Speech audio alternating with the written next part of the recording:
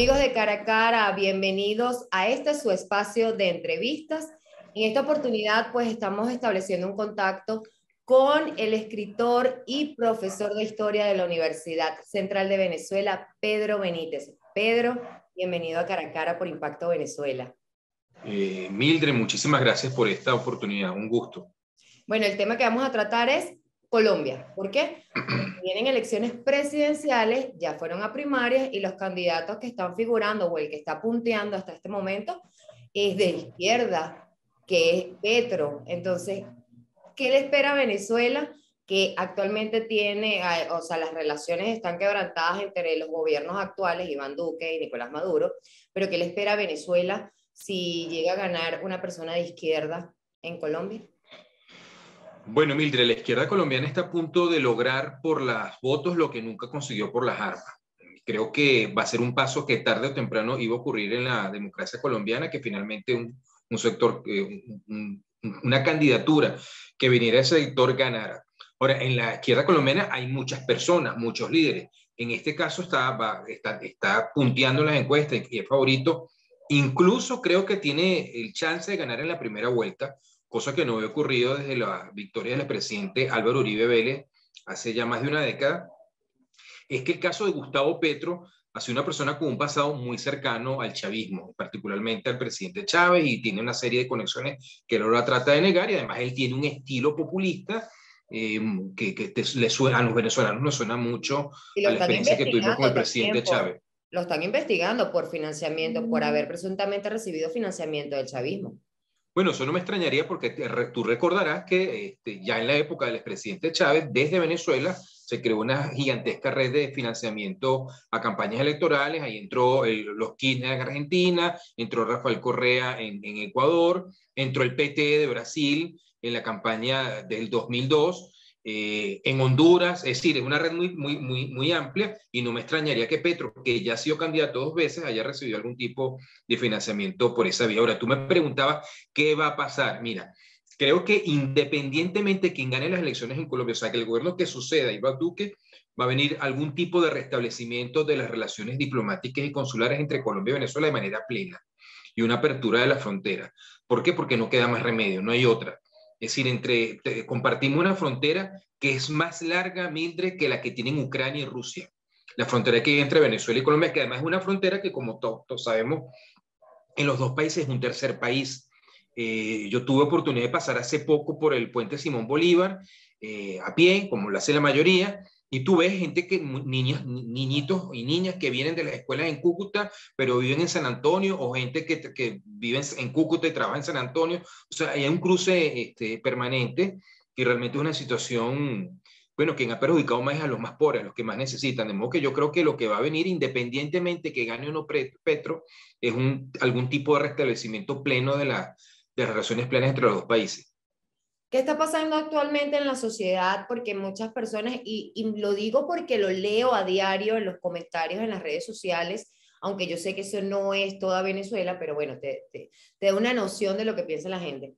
No aprenden de los errores ajenos, es decir, de lo que pasa en otros países, por ejemplo en Venezuela, lo que ha pasado, lo que dicen de la izquierda, lo de la izquierda en otros países, que no ha funcionado el sistema de izquierda o no ha sabido gobernar. Entonces, no, las migraciones, o sea, todo lo que ha significado que gobierno en izquierda. Entonces, los colombianos que están cerca de nosotros y que son los que también han tenido que ver la migración de venezolanos, ¿no? ¿Qué está pensando la gente o la sociedad en general que está apuntando? Bueno, ahí va, digamos que hay dos cosas, ¿no? Por un lado, es una actitud muy humana. Los seres humanos siempre pensamos que esto no me va a pasar a mí. Eso es una cuestión muy humana. Luego, Colombia es un país muy complejo, que está atravesado por 3 enormes cordilleras, donde hay selvas, hay llanuras. Es probablemente uno de los países con la geografía más compleja de todo el mundo, y creo que no exagero. Y, por ejemplo, la posición, las opiniones que tiene la gente que vive en la frontera, en esas zonas, en este proceso electoral, la consulta de las primarias que tú mencionabas, que coincidió con las elecciones del Congreso, votaron masivamente en contra de la izquierda. O sea, Cúcuta, por ejemplo, o el norte de Santander, es un bastión antiizquierdista. ¿Por qué? Por la relación que tiene, porque ellos están viendo la tragedia venezolana, pero la visión que tiene, por ejemplo, la gente en Bogotá es totalmente distinta. Los que hemos ido a Bogotá recientemente, parece una ciudad del primer mundo, pero metida en un país del tercer mundo, un país que tiene unos contrastes enormes. Y luego hay otro hecho, Mildred, que los venezolanos tenemos que empezar a entender, es que muchos gobiernos han tapado, en América Latina, han intentado tapar su fracaso o sus insuficiencias, escudándose en el tema venezolano. Y ya mucha gente en esos países que tienen sus propios problemas se empezó a cansar de eso. Ya es un tema gastado. En México, por ejemplo, se hizo 2 veces con ese argumento de que López Obrador era un potencial Chávez. El PAN y el PRI lo derrotaron 2 veces, en el 2006 y el 2012, hasta que finalmente la mayoría de los mexicanos ya no compró más esa tesis y bueno, le dieron la oportunidad a López Obrador. Y bueno, en estas estamos. Colombia tiene una propia dinámica donde se está cerrando un ciclo político que encabezó el presidente Álvaro Uribe. De las últimas 5 elecciones presidenciales, 4 las ganó o Álvaro Uribe o un candidato apoyado por Álvaro Uribe, para que veas el peso político que tuvo él durante estos años. Pero bueno, ya su imagen... Apoyado por Álvaro Uribe. Duque era un político desconocido y quien lo lleva a la presidencia es Uribe. Pero bueno, como suele ocurrir, el amor se acaba, no solo entre las parejas, sino también en la política. La magia se termina diluyendo. De alguna manera lo ves positivo, que gane la izquierda en Colombia, o sea, que se abra la frontera, que se restablezcan las relaciones, obviamente. Bueno, como venezolano no lo veo positivo. Lo que trato es que entender que es algo natural. Okay. La dinámica política te lleva hacia allá. Y hablando de dinámica política, Estados Unidos, Venezuela, ese giro que se dio, que no lo puedo dejar de se lo pregunto a todo el mundo. Ya al principio no lo entendía mucho, ahora sí, pero también quiero tu opinión. Y es en el marco de que ahora fugazmente dicen vamos a diálogo, vamos a empezar, vamos a reformatear y Jorge Rodríguez, que es el portavoz de la delegación por parte de la administración de Nicolás Maduro, pues dice, un diálogo inclusivo, todos los sectores vengan, todos. Ahora yo le pregunto, ¿eso qué pasó ahí? ¿Eso es verdad? ¿Eso va a ser así? ¿O es nada más una pantomima? Bueno, puede ser una pantomima de las que tantas veces ha montado el régimen, el gobierno de Maduro. No sería la primera vez que tratan de montar una puesta en escena para tratar de seguir engañando. Sí, hay que tomar en cuenta que las circunstancias han cambiado a raíz de la guerra en Ucrania. La Federación Rusa fue en los últimos años el principal apoyo internacional del gobierno de Nicolás Maduro, con un apoyo militar. No podemos saber de qué magnitud, pero que para ellos internamente parecía ser significativo. Y lo que esta guerra ha demostrado es que Rusia no es tan fuerte como parecía, que además es un país que está sometido en este momento a una auténtica guerra económica por las potencias occidentales, de modo que, y Rusia parece empantanada en esta guerra, y bueno, Maduro ha perdido ese apoyo. Entonces, ¿a dónde va a correr?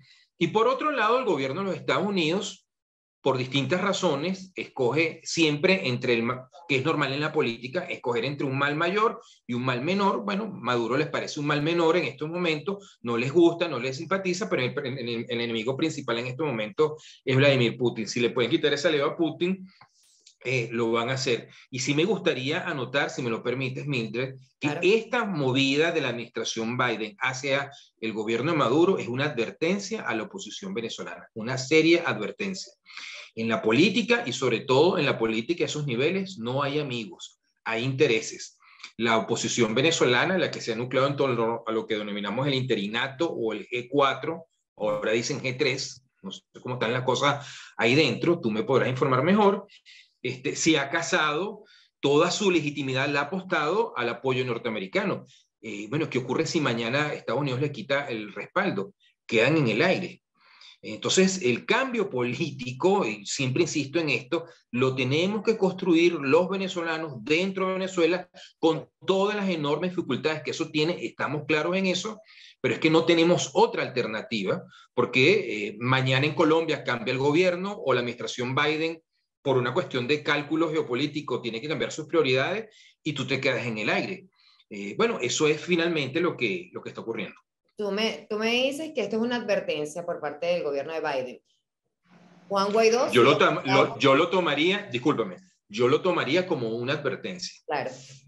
Entendiendo eso o visualizando ese panorama, entonces Juan Guaidó es apoyado por los Estados Unidos, pero hoy, o sea, fíjate cómo las cosas van por un lado, unos por un lado y otros por otro, como siempre aquí. Pero entonces, Juan Guaidó recientemente dijo que había que luchar por elecciones presidenciales antes del 2024. O sea, eso formaría parte de la negociación, insistir en que las elecciones se celebren. Ya faltan muy poco realmente para el 2024 y la oposición todavía no se ha mostrado unida, consolidada, con un candidato. O sea, no hay liderazgo, no se ve liderazgo de María Corina Machado. Ella está por un lado, Enrique Capriles está por el otro lado, Juan Guaidó está por otro lado. O sea, aquí hablando de los que más han figurado. Leopoldo López está exiliado. O sea, la oposición hizo... Entonces, Claro, porque se quedaron pegados en una estrategia del año 2019 y estamos en el año 2022. Y en Venezuela han cambiado muchas cosas. Si en el 2019 nos hubiéramos dicho a nosotros que la economía venezolana se iba a dolarizar parcialmente, nos hubiera parecido ciencia ficción. Y efectivamente ocurrió que ellos iban a liberar las importaciones, me refiero al gobierno de Maduro, liberar las importaciones, cesar la guerra contra el sector privado, todo este giro económico que han dado, que no es el que a mí me gustaría, pero lo han dado, es el hecho, no lo podemos negar, tampoco nos hubiera parecido una fantasía, y todo eso ha ocurrido. Y ahora vemos cómo está cambiando el panorama internacional. Entonces no puede ser que tú como oposición te mantengas en la misma estrategia como que si nada hubiera cambiado, porque las cosas están cambiando muy rápidamente, incluso están cambiando dentro de la propia base opositora. Las elecciones del 21 de noviembre fueron una señal clarísima de que en Venezuela están surgiendo nuevos liderazgos, nuevos actores, nuevas fuerzas las políticas regiones.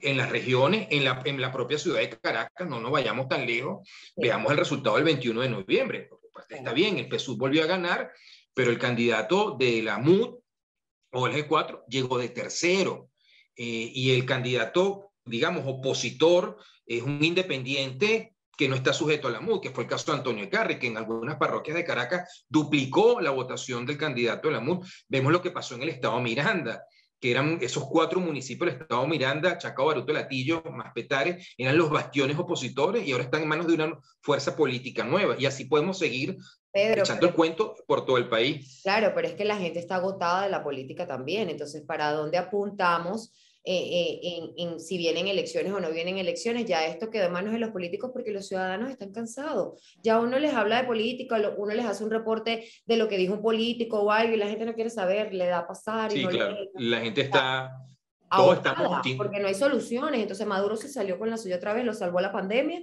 y ahora lo salvó la guerra de Ucrania. bueno, yo creo que lo salvó, que lo han subestimado. Cuando Maduro llegó al poder, mucha gente se creó el discurso que era un autobusero ignorante, no se dieron cuenta que estaba asesorado por unos expertos en montar dictaduras que son los cubanos.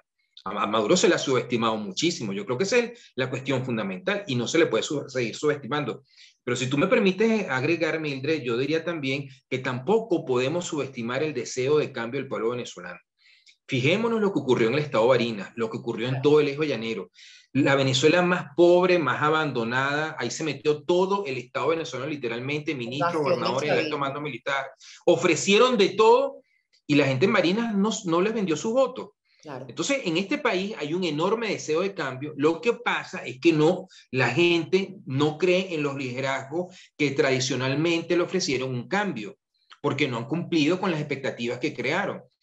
Pero así como te digo eso, te digo que mañana puede aparecer un desconocido que capitalice todo eso. Fue el caso de Chávez en el año 98.